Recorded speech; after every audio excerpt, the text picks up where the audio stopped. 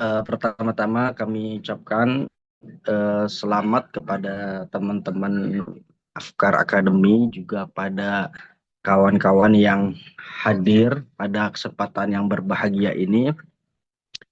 Eh, kita di sini akan, sebenarnya ini kelas lanjutan ya teman-teman.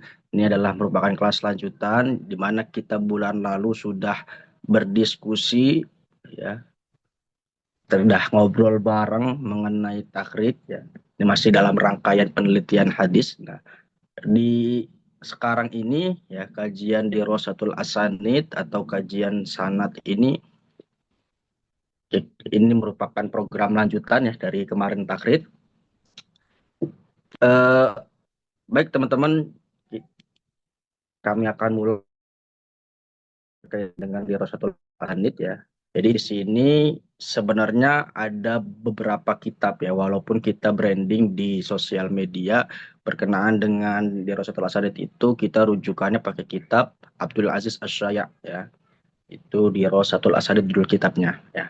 Meskipun demikian saya eh, menggunakan kitab-kitab lainnya sebagai pendukung ya, misalnya kayak kitabnya Lukman Hakim yaitu Imdadul Mughith ya, dan beberapa kitab seperti kitabnya Mahmud Tohan ya Usulul Takhrid wa Dirasatul Asanid. Baik teman-teman, kita masuk pembahasan berkenaan dengan Dirasatul Asanid. Jadi teman-teman di sini sekalian sedang belajar berkenaan dengan penelitian hadis ya. Eh, jadi memang kalau kita baca pengantar yang disampaikan oleh Mahmud Tohan ya di dalam bukunya Ushul Taqrid wa Dirasatul Asanid, terutama pada bagian Dirasatul Asanidnya, bahwa ada beberapa hadis, kata beliau, ada beberapa hadis, sejumlah hadis itu yang hari ini tidak perlu untuk kita teliti ya. Beliau menyebutkan beberapa kitab, misalnya kayak kitab-kitab seperti yang sudah terkategori penilaian sahih. Kayak misalnya Sahih Bukhari, Sahih Muslim, Sahih Ibnu Hibban, Ibnu Khuzaimah, dan seterusnya. Itu kata beliau, kitab-kitab yang semacam ini sudah eh, tidak perlu lagi dilakukan penelitian.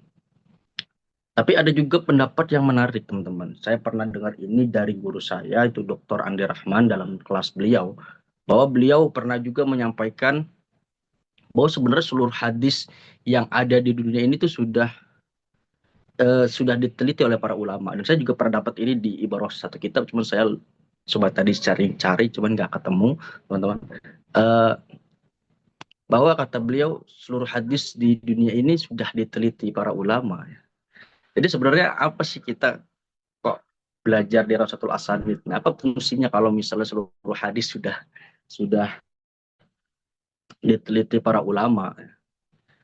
Maka jawaban yang paling baik, yang paling tepat adalah kalau sebenarnya teman-teman bahwa penelitian hadis itu atau kajian hadis itu sifatnya adalah ranahnya ijtihadi.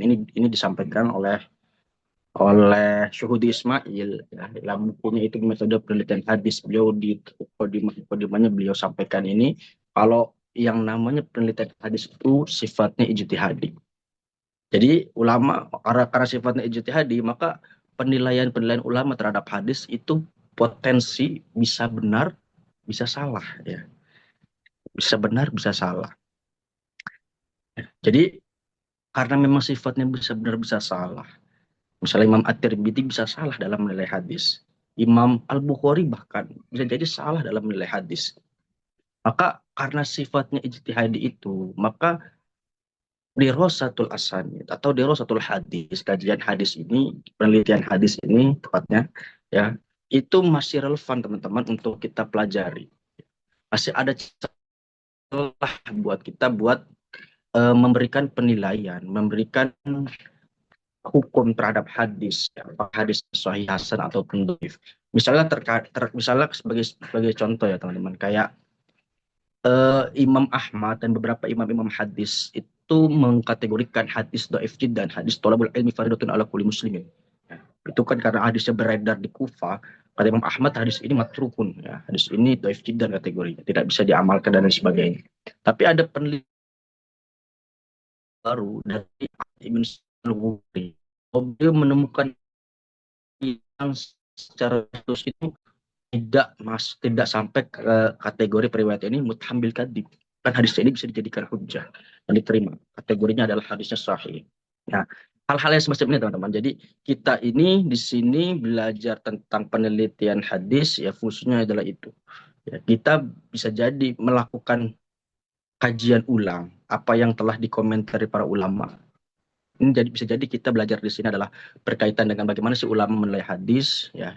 Di sini juga kita belajar berkenaan dengan apakah atau membuktikan apakah ulama ulama dalam menilai hadis ini sesuai atau tidak. Kemudian yang ketiga adalah kita bisa jadi memberikan warna baru terhadap penilaian-penilaian hadis. Baik teman-teman, kita akan masuk ke pembahasan kita apa sih yang dimaksud dengan Dirasatul Asanid. Nah, di sini saya ambil dari kitab Dirasatul Asanidnya Abdul Aziz Asy-Syai'.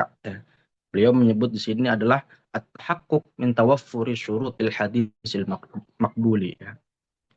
At-tahaqquk min tawaffuri syurutil hadisil maqbuli. Jadi Dirasatul Asanid ya, kajian sanad merupakan verifikasi ya dari terpenuhinya syarat-syarat hadis yang diterima, atau dalam arti mengecek ya, membuktikan ya apakah suatu hadis ini sudah memenuhi syarat-syarat ya diterima atau tidak. Boleh di next Kak. Nah, ini berkaitan dengan Dirasatul Asanid. Kemudian kalau kita lihat pembagian hadis, taksimul hadis bi'tibaril qubuli warrad ya. Jadi tadi kan ada keterangan memverifikasi hadis, mengecek hadis, membuktikan kebenaran suatu hadis ya. Apakah dia sudah terpenuhi syarat-syarat hadis makbul atau belum. Nah, ini jadi kalau misalnya kita lihat apa sih yang maksud dengan hadis makbul? Nah, jadi hadis itu pembagian hadis ditinjau dari segi kualitas dibagi menjadi dua. Ada hadis makbul, ada hadis mardud. Ya. Hadis makbul itu mencakup dua hal, ada sahih, ada hasan, sedangkan mardud adalah hadis dhaif. Boleh dilanjut Kak? Nah, lalu kemudian untuk bisa hadis ini terkategori sebagai hadis yang makbul, terpenuhi syarat-syarat hadis makbul ya.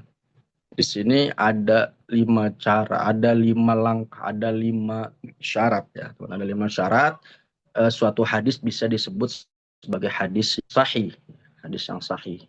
Beda lagi dengan hadis makbul nanti. Jadi kalau hadis sahih itu syaratnya ada 5, ada ittisalus sanad, ada latur ruwat, ya, ada latur rawi, sini dokter rawi, intifa'us syudui, intifa'ul illati al-qadihati ya. Yang pertama syarat-syarat hadis sahih itu ada ittisalus sanad, ketersambungan sanad, ada latur rawi. Ya, ini berkaitan dengan kualitas pribadi seseorang, kualitas pribadi. Kemudian dokter rawi, ya, kapasitas intelektual, intifa usyudud. Ini berkaitan dengan apakah hadisnya ini nanti kontradiktif apa enggak. Ya. Dengan hadis-hadis yang istilahnya lebih sahih. Intifaul illa al-qadiha, juga terhindar dari illa yang tercela. Nah, ini syarat-syarat hadis sahih. Beda lagi nanti dengan syarat-syarat hadis makbul. Nah, kalau syarat-syarat hadis makbul itu ada tambahan satu lagi. Jadi syaratnya bukan 5 tapi 6. Ya. Tambahannya itu adalah wujudul adid ya, indal hajati, yaitu ketika adanya penguat ya, ketika dibutuhkan. Ya. Jadi misalnya kayak hadis-hadis hadis-hadis dhaif yang punya jalur banyak. Nah, itu kan menurut Ibnu Hajar, kalau ada hadis dhaif yang dhaifnya tidak bukan dhaif yang parah dan punya banyak jalur, itu bisa naik derajatnya menjadi hasan li ghairihi. Nah, itu juga masuk dalam kategori hadis makbul. Jadi syaratnya tambahannya adalah wujudul adid indal hajah. Ketika adanya penguat ya, atau hadis lain ya, ketika dibutuhkan. Nah, ini berkaitan dengan syarat hadis sahih. Lalu next bisa diteruskan Kak. Kita akan bahas satu-satu teman-teman. Jadi pada kesempatan hari ini kita akan fokus pada satu pembahasan tadi ya, yaitu terkait berkenaan dengan ittisalus sanad ya, ketersambungan sanad. Bisa di scroll lagi Kak. Apa sih yang dimaksud dengan ittisalus sanad ya? An yakuna kullu min rijalil hadisi qad talaqqahu min syaikhihi min awwalis sanadi ila muntaha. Jadi di sini eh, definisi dari ittisalus sanad ya adalah setiap riwayat dalam sanad hadis telah menerima hadis tersebut dari gurunya mulai dari awal sanad hingga akhir sanad ya. Nah, ini definisi dari ketersambungan sanad. Jadi dari eh, musannif atau mukharrid ya di sini misalnya misalnya Imam Bukhari sampai mulai dari guru Imam Bukhari dan seterusnya sampai kepada Rasulullah itu harus ya terhubung. Nah, ini kita akan bahas secara detail maksud dari definisi ini. Boleh diteruskan Kak? Nah, aspek untuk memastikan ketersambungan sanad. Nah, ini ada di kitab Imdadul Mughis karyanya Dr. Lukman Hakim. Ya, beliau menyebutkan bahwa ada dua aspek ya, untuk kita bisa memastikan ketersambungan sanad. Yang pertama adalah sama ungkul lirawinil hadis min syaikhihi. Itu setiap riwayat mendengar langsung hadisnya dari sang guru. Ya. Kemudian Allah yasquto min rijalil isnadi ahadun. Bahwa tidak boleh terputus seorang pun eh, dari jalur sanadnya ya. Wa yu'rafu dzalika min jihataini dan diketahui dua aspek itu dengan dua hal ya, at-tasrihu bis sama'i minar rawi, kemudian al-mu'asaratu ma'a imkanil liqa'i was sama'. Yang pertama at-tasrih bis sama'i minar rawi. Nah, ini adanya kejelasan ya mendengar langsung hadis tersebut dari gurunya. Nah, nanti ini berkaitan at-tasrih ini nanti berkaitan dengan sirat dengan bentuk-bentuk ya siap ya, bentuk-bentuk dari penyampaian hadis ya, apakah dia dengan haddatsana akhbarona ya. Kemudian al mu'asaratu ma'imkani liqa'i wasama, adanya kesezamanan dengan kemungkinan bertemu dan mendengar langsung hadisnya ya. Kesezamanan nanti eh, itu dalam arti dia dengan gurunya itu hidup ya, di tahun yang dia hidup di tahun yang keduanya hidup di tahun yang sama misalnya. Misalnya kayak umpama ada Asatis. Kalau paling populer mungkin ada Pak Quraish Shihab. Pak Quraish Shihab secara usia lebih senior dari saya. Secara tobako mungkin berbeda. Beliau lebih senior, tobakonya lebih senior. Saya junior misalnya. Nah, ini kan secara tingkatan berbeda. Tapi secara muasoroh, kesezamanan saya dan Pak Quraish itu sezaman. Ya. Karena beliau dalam arti hidup juga di tahun ini. Misalnya di tahun 2005 saya masih hidup, kemudian Pak Quraisy di 2025 juga masih hidup. Itu artinya sezaman, teman-teman. Itu yang dimaksud dengan sezaman. Nah, kemudian kita bisa next. Nah, kita akan bedah satu persatu nih berkaitan dengan at-tasrih bis-sama'i ya. Kita bahas satu dulu, at-tasrihu bis-sama'. At-tasrihu bis-sama' minar rawi. Yaitu eh, kejelasan redaksi atau kejelasan atau kejelasan dengan adanya ungkapan apakah dia mendengar langsung atau tidak. Jadi seorang periwayat itu ketahuan teman-teman, ketahuan atau terlihat atau terbukti dia mendengar atau ngaji langsung dengan gurunya itu dilihat dari simbol yang dia gunakan. Ya. Simbol-simbol yang digunakan.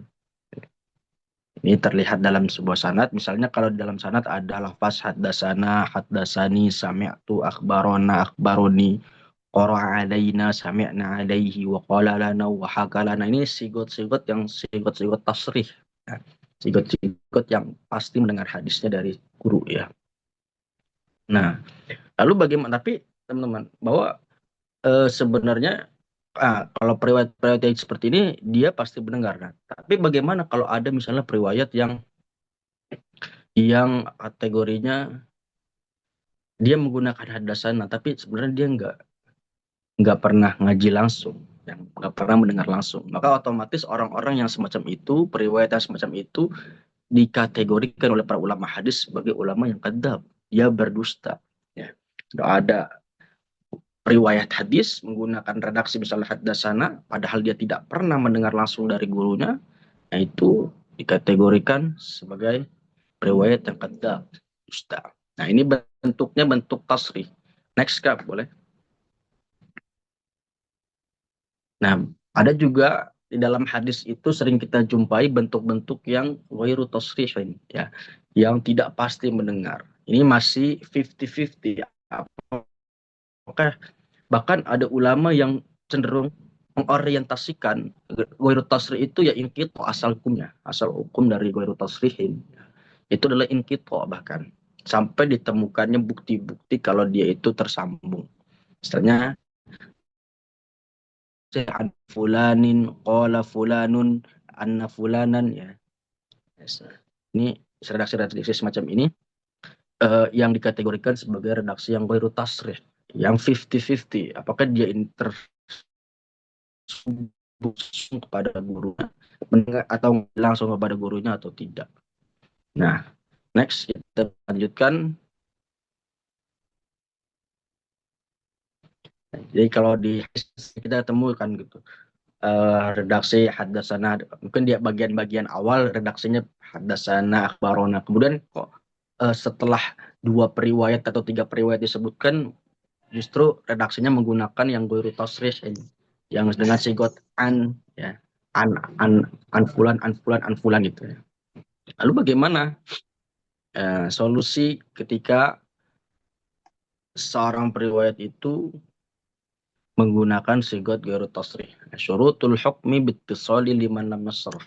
Syarat-syarat hukum ittisalus sanad untuk orang yang tidak menggunakan redaksi yang tasrih, yang ya, maksudnya dalam arti dia menggunakan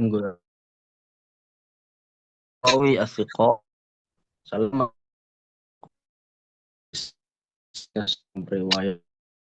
Dan ini teman-teman, tadi itu secara sederhana gini, dia ketemu,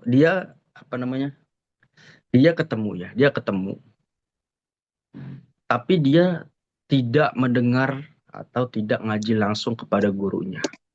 Umpama misalnya tadi kayak konteks saya dengan Pak Quraish Shihab, umpama saya sama Pak Quraish Shihab itu kategorinya ketemu, teman-teman. Saya di Ciputat itu sering ketemu Pak Quraish, ya, di Baitul Quran kah, di Masjid Mughirah ketika beliau sholat Jumat itu ketemu dengan Pak Quraish. Tapi saya nggak pernah ngaji sama Pak Quraish. Tiba-tiba saya ceramah di depan publik, kalau Pak Quraish pernah ngomong begini, begini, begini, begini. Nah, hadis atau perkataan yang saya nisbahkan kepada Pak Quraish itu adalah kategorinya tadlis. Ya, saya pernah ketemu, tapi saya tuh sebenarnya nggak pernah ngaji sama Pak Quraish. Nah, itu kategorinya adalah tadlisun. Pernah ketemu tapi tidak mendengar atau ngaji langsung kepada gurunya. Atau bisa jadi tadlis juga dimaknai sebagai ketemu tidak ber, tidak apa namanya tidak tidak bertemu, juga tidak pernah mendengar hadis, tapi seolah-olah dia menyampaikan hadis itu dia atau ngaji langsung, ya. Umpama misalnya saya dengan ustadz yang lebih populer, ya, misalnya kayak Ustadz Adi Hidayat, ya, atau Ustadz Abdul Somad, ya, saya dengan beliau kan gak pernah ketemu, juga gak pernah ngaji sama beliau gitu.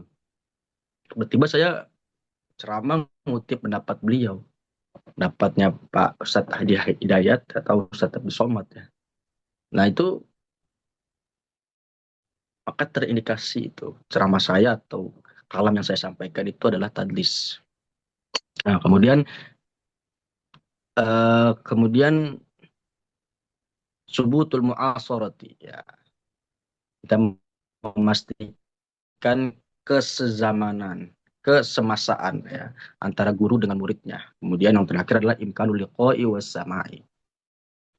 Ada kemungkinan liqa, ada kemungkinan bertemu dan mendengarkan atau ngaji langsung. Oke, kita teruskan. Yang berikutnya, apa yang dimaksud dengan mu'asarah? Tadi kan ada 2 tuh, ya. Tadi at-tasrihu bis sama'i minar rawi, kemudian al-mu'asaratu ma'imkan liqa'i was sama', ya. Ini yang kedua kita bahas, al-mu'asarah. Apa sih yang dimaksud dengan al-mu'asarah? Apa yang dimaksud dengan kesezamanan atau kesemasaan antara guru murid ya. Al-mu'asaratu ma'rifatu tarikh wiladatir rawi wa tarikh wafatil marwi anhu ya.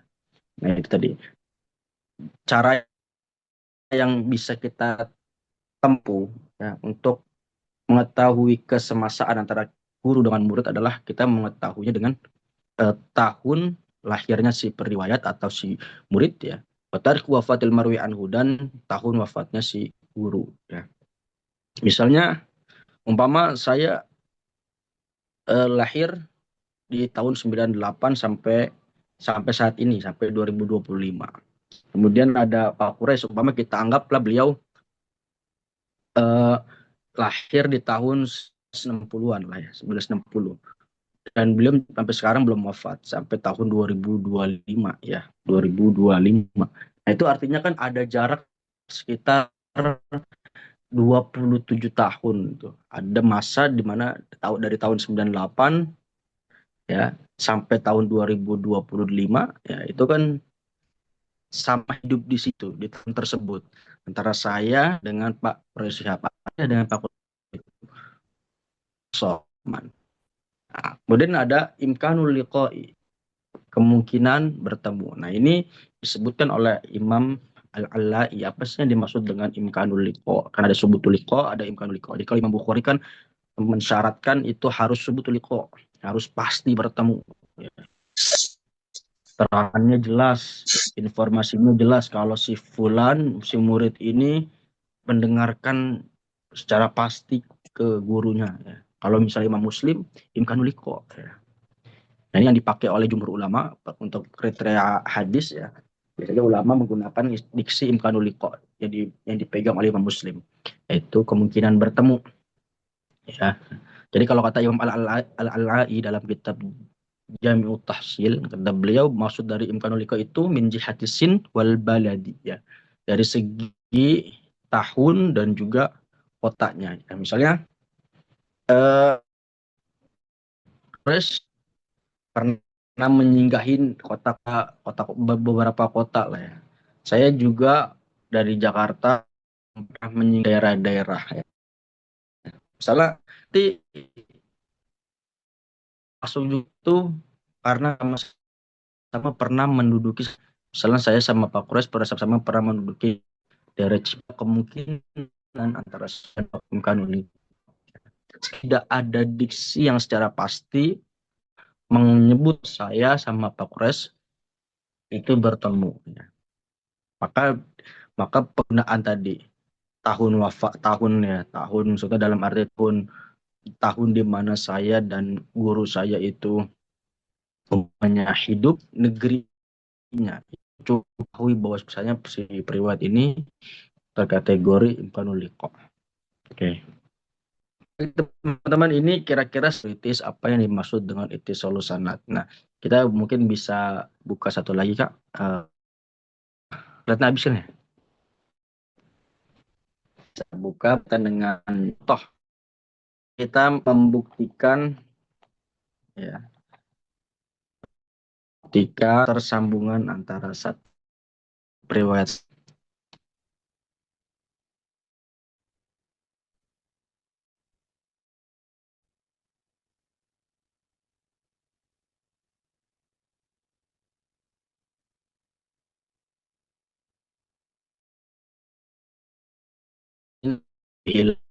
Iqbal Abu Abdillah dan Abu Abbas Muhammad bin Yakub sampai akhirnya teman ini dia Imam Haki di dalam buku Sunan Al-Kubra. Nah, kita coba lihat. Misalnya di sini ada periwayat Hafs. Apakah dengan Abu Abbas ibn Yakub ini tersambung atau tidak? Jadi, bagaimana kita menentukan apa sanad ya sanadnya.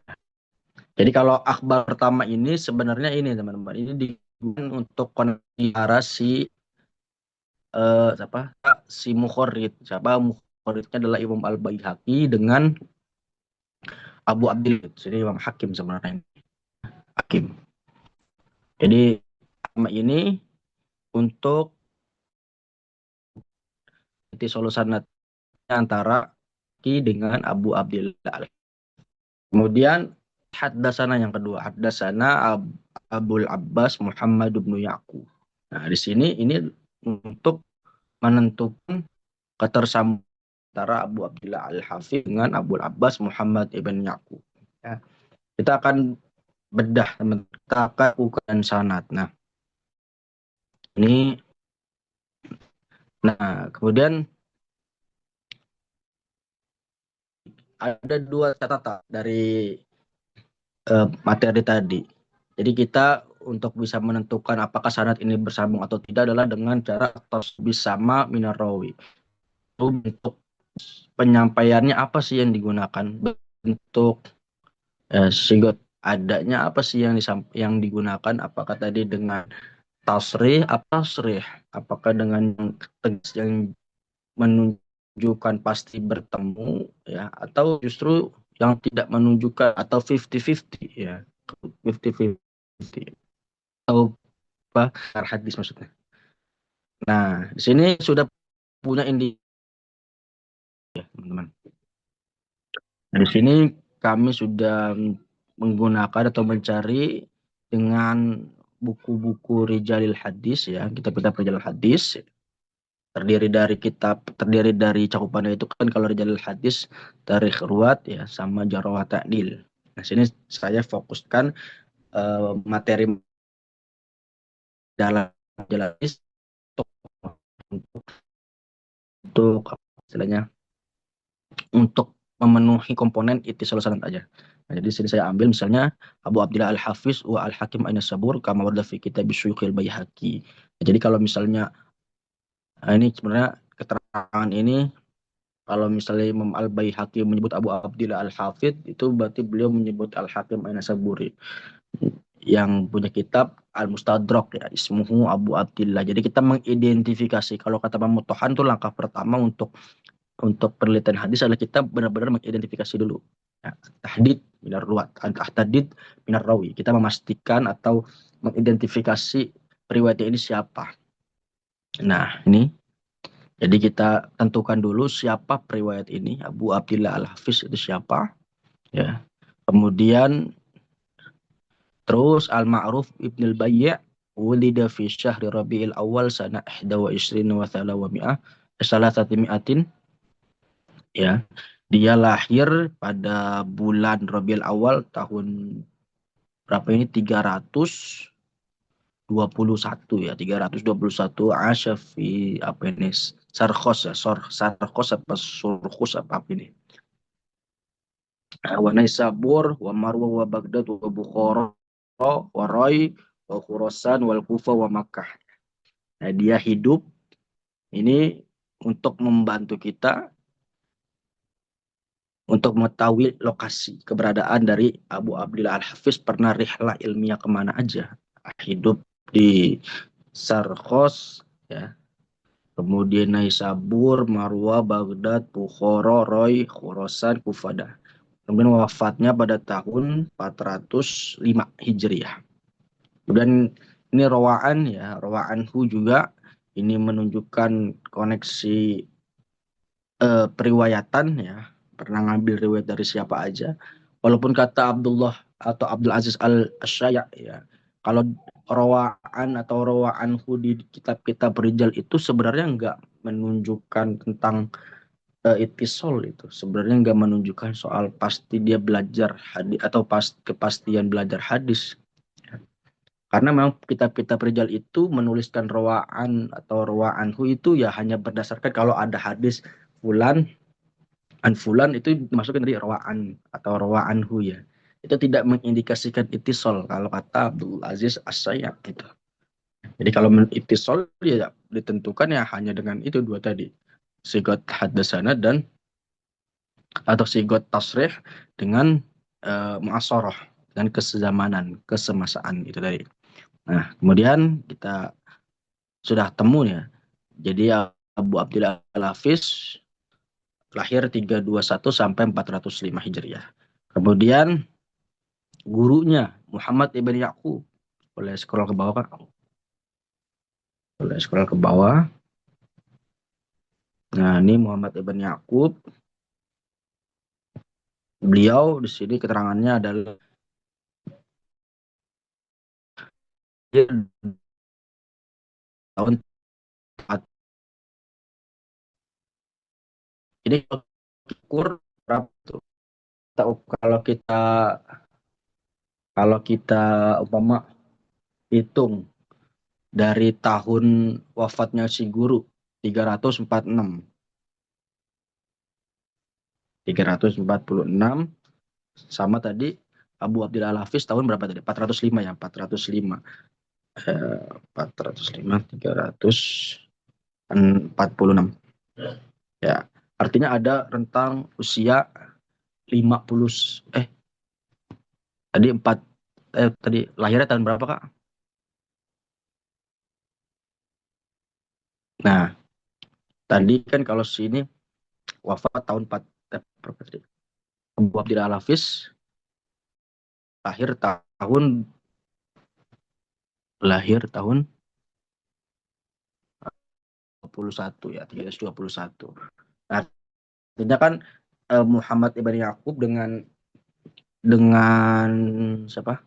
Dengan Abu Abdillah Al-Hafidh atau Al-Hakim ini ada rentan waktu dia pernah ketemu. Dia pernah atau rentan waktu dia ini semasa atau sezaman ya, atau sezaman. Ya. Berarti antara rentan waktu berapa nih?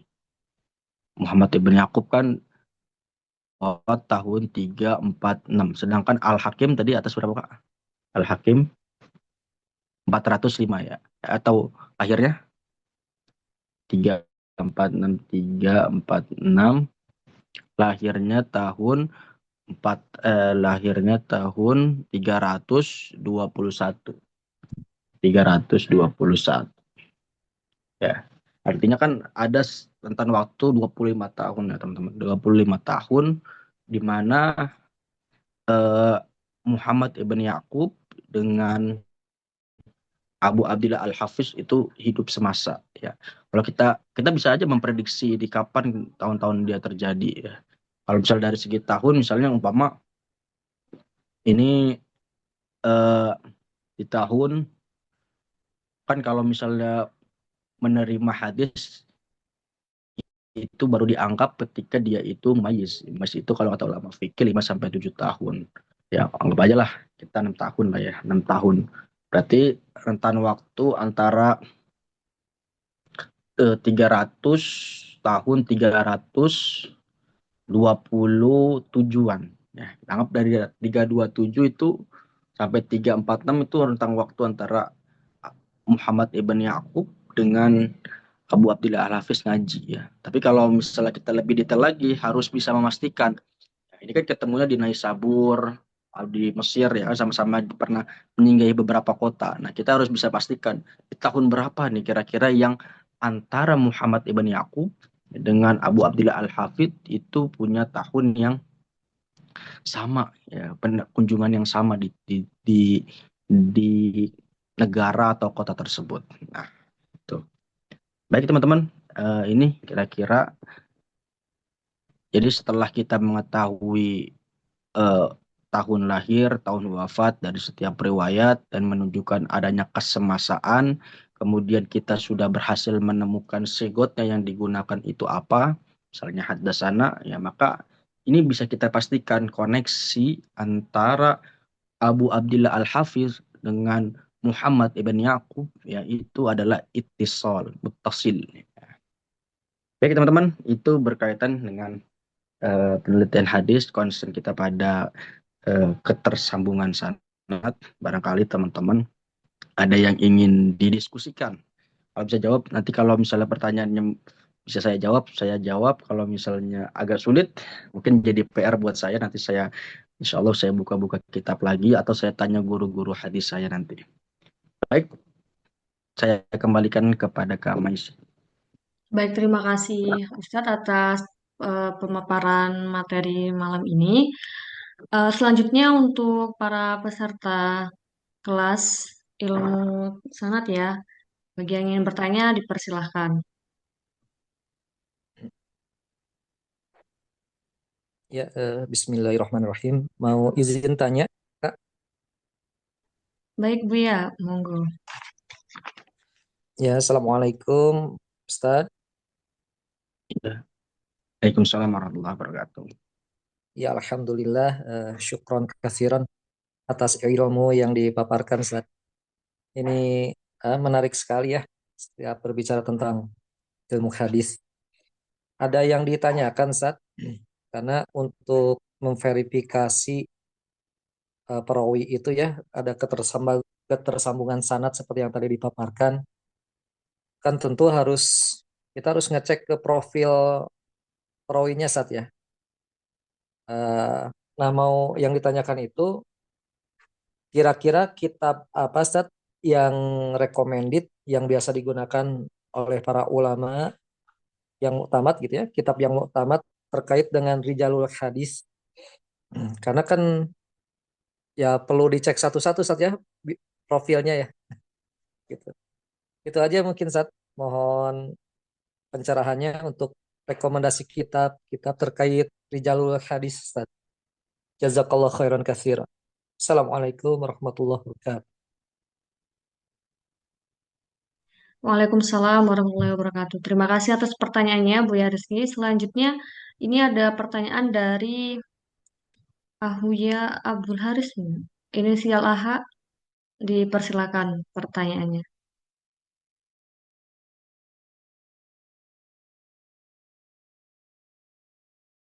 Halo, ya, Iya, apakah suara saya terdengar, Mbak? iya terdengar sekali. Baik, baik, terima kasih. Maaf, saya nggak buka ini kameranya ya. Saya ingin bertanya, Kiai, tadi dijelaskan sedemikian cara untuk mengetahui rijal hadis itu yang paling rumit lah menurut saya itu ya untuk mengetahui dan melacak para perawi-perawi dalam rentetan sanad itu kan tadi sudah dijelaskan bahwa untuk mengetahui secara pasti apakah dia ada ketersambungan atau tidak begitu kita harus melacak perawi atau rijalnya itu satu persatu. Nah, eh, kita mengetahui bahwa dalam rentetan sanad itu kan Ustadz biasanya kan tidak melulu bahwa antara perawi pertama sampai perawi terakhir misalnya itu tidak menggunakan haddasana atau akhbarani dan seterusnya dan seperti yang dicontohkan tadi Ustadz bahwa di situ ada yang menggunakan akhbarani, akhbara misalnya dia menggunakan apa namanya an dan seterusnya. Nah, kira-kira untuk mengidentifikasi lebih jauh dalam penggunaan apa namanya geru tasri ini atau sigat tahambul ini itu seperti apa kira-kira Tat? Misalkan dalam satu rentetan hadis itu ya banyak penggunaan sigat tahammul itu atau apa namanya sigat tasri itu yang beragam itu Tat. Itu bagaimana Tat? Kemudian yang kedua, saya masih ada kaitannya dengan ini. Kira-kira untuk apa namanya untuk mengetahui secara pasti ketersambungan guru dengan murid itu melacak dengan tahun kelahiran gurunya, tahun wafat gurunya dengan muridnya itu kira-kira apakah ada cara khusus nggak Tat? Untuk melacak ya biar lebih mudah kami bisa melacak hadis itu ada rumus-rumus tertentu tidak untuk yang lebih mudah untuk melacak hal ini. Terima kasih. Ya, terima kasih Ahuya atas pertanyaannya. Mungkin saya tutup dulu ya. Dipersilakan kepada Ustadz Ainul Yakin untuk pertanyaan pertama dari Buya Rizky Abu Shohi. Pertanyaannya itu untuk mengecek ketersambungan sanad. Salah satunya yaitu harus mengecek profil perawi. Nah, ada nggak Ustadz kira-kira kitab yang recommended yang biasa dipakai ulama untuk memastikan eh, profil yang benar gitu, yang sahih?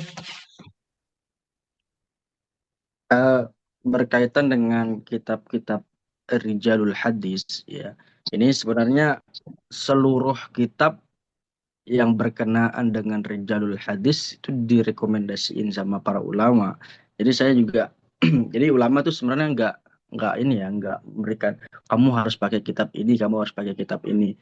Jadi ulama ya sebisa merekomendasikan justru cari sebanyak mungkin data berkenaan dengan seorang periwayat ya, di kitab apapun. Jadi kalau em, ulama itu menjelaskan ya kalau berkenaan dengan kitab Rijalil Hadis itu kalau misalnya yang kita teliti adalah eh, riwayatnya ini ternyata ada di dalam kutub asitah ya, maka kita bisa melihat merujuk kepada kitab-kitab yang memuat periwayat-periwayat dari kutub sita seperti kitab Tahdhibul Kamal ya, Al-Ikmal atau Tahdhibut Tahdhibnya dari Ibnu Hajar Al-Asqalani ya, Tahdhibul Kamalnya Al-Mizzi, atau misalnya nih kalau misalnya kita sudah bisa mengidentifikasi kalau misalnya si periwayat ini berasal dari Baghdad, nanti kita bisa menggunakan kitab Tarikh Baghdad ya, atau dari Madinah misalnya Tarikh Madinatul Islam. Nah, kemudian dan lain seterusnya Tarikh Madinah dan atau kitab-kitab tarikh berdasarkan buldan ya, negara atau berdasarkan kota ya. Atau juga bisa jadi menggunakan kitab rijal berbasisnya am atau tobaqoh, yaitu misalnya kayak kitab Syiaru A'lamin Nubala ya, karyanya Ad-Dahabi itu. Nah, itu bisa digunakan juga untuk mendeteksi atau mencari periwayat-periwayat hadis. Ini berkenaan dengan kitab Rijalul Hadis. Jadi kita eh, kumpulkan himpun sebanyak-banyaknya saja berkenaan dengan kitab Rijalul Hadis. Ya, jadi kita dalam meneliti seorang periwayat kumpulkan data sebanyak-banyaknya berkenaan dengan seorang periwayat ya. Nggak terbatas pada misalnya saya mau pakai kitab Tahdhibut Tahdhibnya Ibnu Hajar aja. Itu malah justru nanti punya data-data yang tidak lengkap nanti. Ya. Karena memang bisa jadi nanti kayak informasi-informasi berkenaan dengan lahir nanti misalnya ada di kitab lainnya. Misalnya di Ibnu Hajar Tahdhibut Tahdhib nggak menghimpun tentang tahun lahir, tapi di Syiaru Alamin Nubala nanti justru ada eh, keterangan tahun lahirnya. Atau misalnya di Tahdhibut Tahdhib ada keterangan atau hanya menyebutkan sebagian guru yang pernah meriwayat atau sebagian guru atau murid eh, yang disebutkan oleh terhadap riwayat ya. Misalnya ada periwayat punya guru punya murid sekian ya. Ternyata di Syiarul Alamin Nubala itu justru muridnya jauh lebih banyak ketimbang apa yang disebutkan oleh Tahdhibut Tahdhibnya Ibnu Hajar. Nah itu jadi memang sebenarnya kitab Rijalul Hadis itu saling mendukung. Jadi sudah ada alangkah baiknya buat kita dalam melakukan penelitian hadis itu penggunaan kitab Rijal ya seluruhnya kita gunakan dan kita ambil sebanyak-banyaknya informasi berkenaan dengan periwayat supaya data kita eh, bisa lengkap komprehensif. Bahkan saya tuh kalau yang tadi contoh itu saya ambil beberapa kitab supaya data saya itu bisa memenuhi terkaitan dengan tahun lahir, tahun wafatnya dan sebagainya. Bahkan kadang ada misalnya berkaitan dengan argumen-argumen itu juga yang penting teman. Misalnya kayak perbedaan berkenaan dengan tahun wafat, perbedaan tahun wafat, ulama berdebat soal itu. Nah, di kitab satu misalnya hanya menghidangkan berkenaan dengan menghidangkan perdebatannya saja gitu tanpa ada tarjih. Ya, ada tahun berapa nih yang paling kuat terkait wafatnya seorang periwayat. Nah, nanti di kitab lain mungkin ada tarjihnya, ada penguatnya. Nah, ini data-data semacam ini yang penting, ya, yang bahkan bisa kita menjadikan pegangan sebagai argumen-argumen dan data-data periwayat hadis. Mungkin itukah berkenaan dengan kitab Rijalil Hadis. Syukron. Baik, terima kasih Ustadz. Selanjutnya pertanyaan dari Ahuya yang inisial AH ya. Kalau tidak salah, pertanyaan saya tangkap karena tadi sempat ramai. Sejauh mana kita bisa menentukan atau bisa mengidentifikasi apakah silat adah yang dipakai oleh perawi itu merupakan silat yang tasrih atau yang ghairu tasrih? Itu pertanyaan pertama, Ustadz. Kemudian pertanyaan kedua, untuk mengetahui secara pasti ketersambungan antara guru dan murid, ada nggak cara atau metode khususnya, Ustadz? Gitu.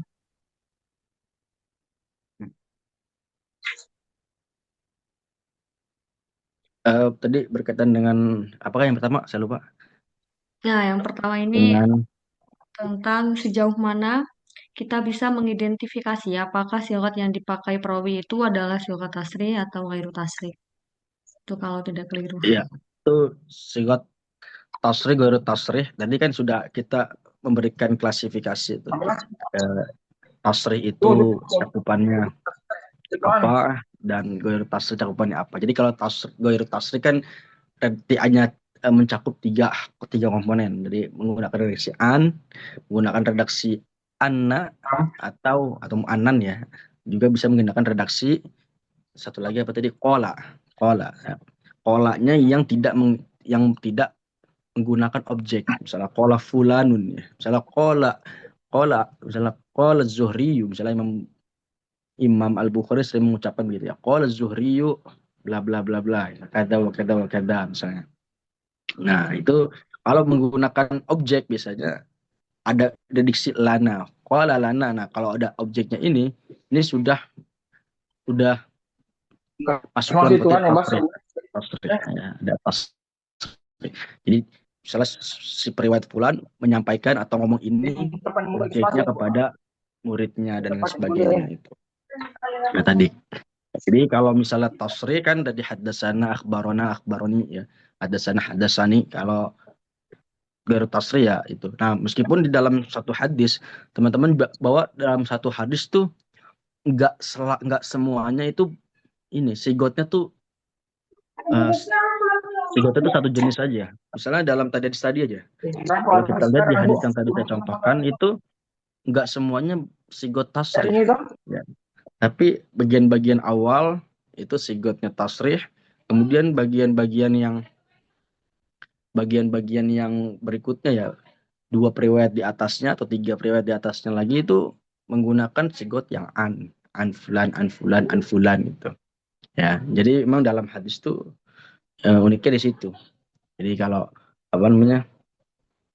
Kalau di dalam satu hadis, dalam satu sanad enggak di dalam sanadnya itu enggak mencakup satu bentuk sigot saja, tapi juga maksudnya dalam arti enggak semuanya tuh sigotnya sigot tasrih, tapi juga bisa jadi mencakup ada sigot tasrih di dalamnya, ada sigot bertasrih juga. Nah, cuman nanti penyikapannya yang berbeda. Penyikapannya ini yang nanti akan berbeda. Nanti kalau misalnya penggunaannya dengan ghairu tasrih dengan an misalnya tadi ya. Jadi kita harus mencari dulu, membuktikannya dulu dengan 3 hal. Selamat dari tadlis, kemudian muasarah dan imkadul liqa. Nah, tadi. Tapi kalau misalnya dia tidak menggunakan sigot tasrih ya, artinya pakai sigot tasrih ya, maksudnya hadasan akhbarun ya udah kita selesai nggak perlu untuk membuktikan apakah periwayat ini tadlis atau tidak ya, tidak perlu membuktikan dia ini muasoroh atau tidak dan sebagainya itu ya. Nah, kalau muasoroh ya memang harus lah ya, kalau muasoroh itu memang harus ya, karena memang tadi komponennya adalah al muasoroh ma'in kanil liqa wassama ya. Tuh. Baik, yang pertama mungkin itu. Tadi yang kedua apa deh Kak kalau nggak salah? Yang kedua, untuk mengetahui secara pasti ketersambungan guru dan murid, adakah cara atau metode khususnya? Begitu, Ustaz. Izin Kak tambahkan sedikit tentang cara apa namanya menghitung umur guru dengan muridnya itu seperti apa kira-kira yang mungkin ada mudah caranya gitu. Cara mudahnya gitu. Menghitung guru murid. Iya. Ya kalau menghitung guru murid ini kalau biasanya ya ulama tuh cara mengetahui untuk terkait masalah tahun wafat, tahun lahir itu kadang memang kitab-kitab rijal itu enggak menyebutkannya secara detail. Maksudnya detail itu dalam arti tahun sekian dan sekian itu. Kadangkala ulama tuh justru menggunakan diksi-diksi atau peristiwa-peristiwa tertentu. Misalnya dia pernah mengikuti perang Badar atau dia hidup di masa jahiliyah. Oh, dia hidup di masa khalifah apa gitu. Nah, itu kadang menggunakan diksi-diksi ini. Dia lahir pada masa khalifah ini gitu. Nah, jadi kadang PR kita di situ. PR seorang peneliti hadis untuk bisa memastikan kapan dia lahir, kapan dia wafat.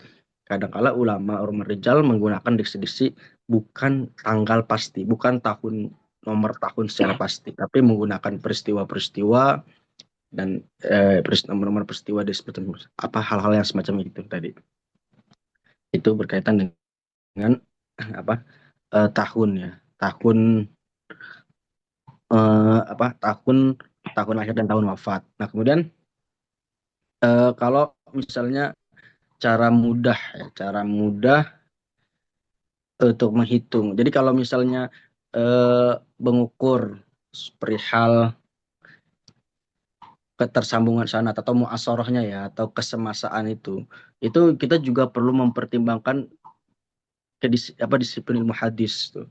Ya, kalau ilmu hadis kan memang ada persyaratan-persyaratan tertentu. Misalnya kalau misalnya seorang baru boleh menerima hadis ketika usianya sudah memayyiz, ya 5 sampai 7 tahun. Dan menyampaikan hadisnya pun dia harus di usia minimal, misalnya kalau di Kufah itu 20 atau 25 tahun baru boleh menyampaikan hadis. Nah, kalau misalnya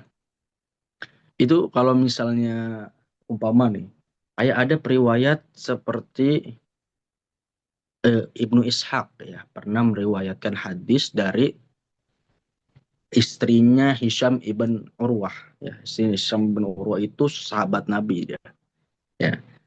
Jadi ulama mencurigai Ibnu Ishaq pernah mendengar langsung dari istrinya Hisham bin Urwah. Kenapa? Ini hadisnya nggak ada indikasi keterputusan sanad ini. Kenapa? Karena memang Ibnu Ishaq itu masih bocil, masih kecil ketika ketika berinteraksi dengan Sofiyah dari istri dari Hisham ibn Urwah, sahabat Nabi itu. Nah, itu jadi untuk mengukur terkaitan masalah tahun lahir wafat. Jadi yang perlu kita perhatikan, memang cara mudahnya sih ya kita menggunakan, kalau mau mudah banget ya kita paling nggak menutup kemungkinan menggunakan teknologi teman-teman. Jadi kalau misalnya keterangan-keterangan seperti tadi ya, kalau misalnya riwayat fulan wafat di era khalifah ini, kita bisa aja menggunakan ChatGPT. Tolong ini khalifah ini menjabat dari tahun berapa sampai tahun berapa. Nah, maka kita bisa mendeteksi riwayat fulan ini wafat tahun sekian gitu. Nah, itu. Jadi bantuan-bantuan teknologi semacam ini yang bisa memudahkan kita untuk menentukan secara pasti kapan si periwayat itu lahir maupun wafat. Itu. Atau bisa jadi kita menggunakan penelitian orang lain. Jadi orang lain juga sudah mudah itu. Sudah bahkan yang yang website yang memuat Rijalul Hadis pun sudah memudahkan sekali, sudah bentuknya itu ya kayak rangkuman. Jadi kayak ketika kita searching nama riwayat saja, nah, maka nanti sudah muncul tahun lahirnya, tahun wafatnya, langsung sudah ada poin-poinnya, daerah yang pernah dia kunjungi mana saja, keterlibatan dia dalam periwayatan itu sebagai bagaimana dan seterusnya.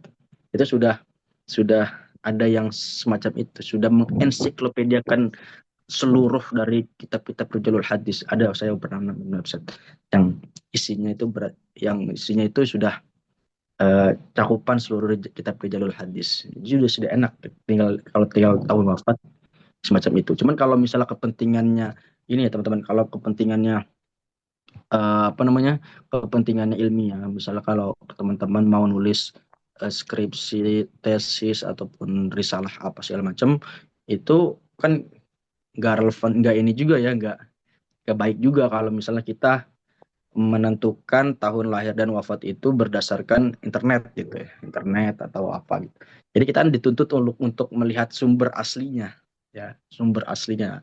Jadi ya ujung-ujungnya kita harus juga membuka kitab-kitab Rijalul Hadis itu, cara yang konvensional itu tadi, buka kitab tadi Tahdhibut Tahdhib, Tahdhibul Kamal dan lain sebagainya.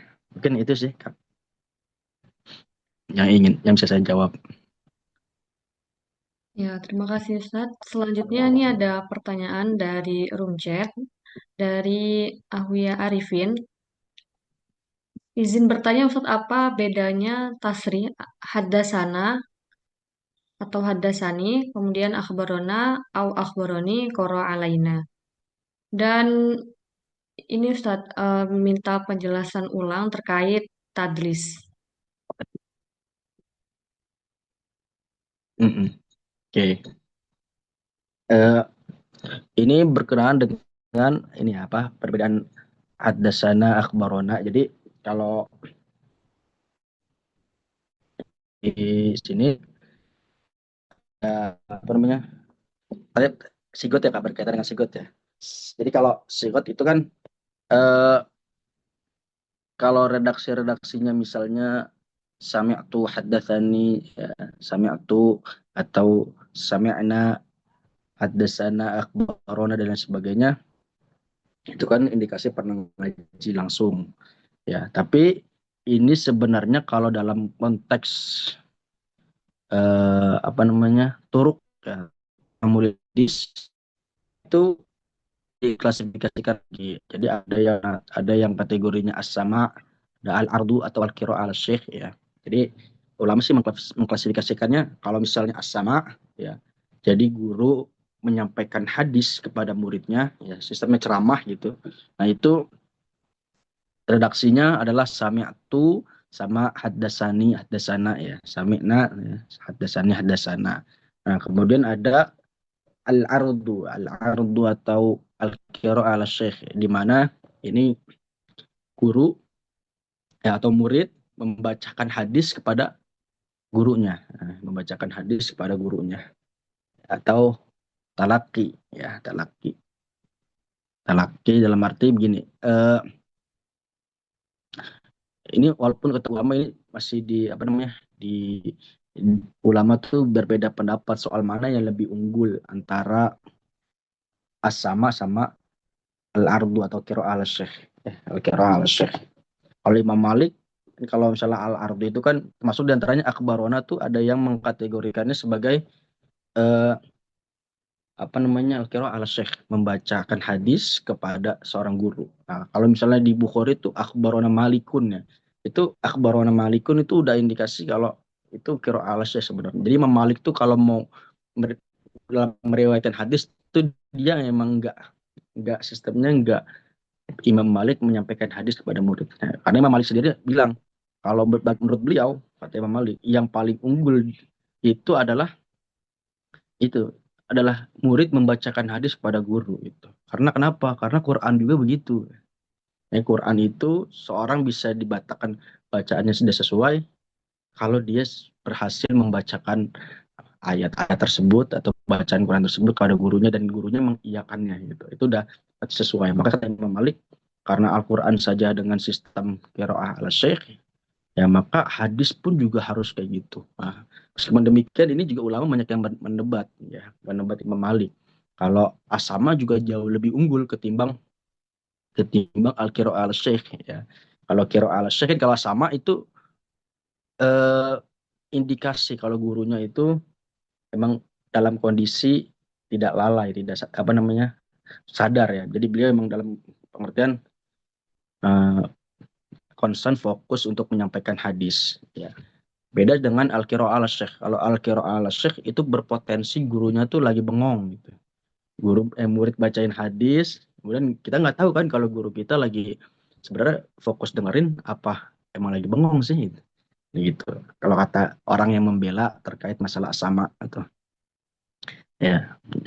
Jadi potensi juga tuh kalau al-ardu atau kira al-syekh itu apa potensi kalau gurunya apa namanya gurunya itu lalai atau tidak fokus mendengarkan bacaan murid tiba-tiba main iya iya aja silakan ini hadis dari saya dan lain sebagainya. Nah tadi jadi sederhananya kalau pengklasifikasian secara normal atau pengklasifikasian pembagian eh, kalau asama dalam konteks tadi ya pasti mendengarkan hadis pasti ngaji gitu itu mencakup tadi ada hakalana ya, masuk juga akhbarona hadasana. Tapi kalau misalnya konteksnya adalah turuk tahammul, maka nanti hadasana sama itu masuk ke kategori yang as-sama ya, atau guru membacakan hadis kepada murid. Dan sedangkan kalau akhbarona ya, faqara'tu alaihi atau waquri alaihi dan sebagainya, itu masuk kepada al-ardu ya, atau al-qira'ah ala syekh, mana murid membacakan hadis kepada gurunya. Mungkin itu juga. Baik, Ustadz, terima kasih atas jawabannya.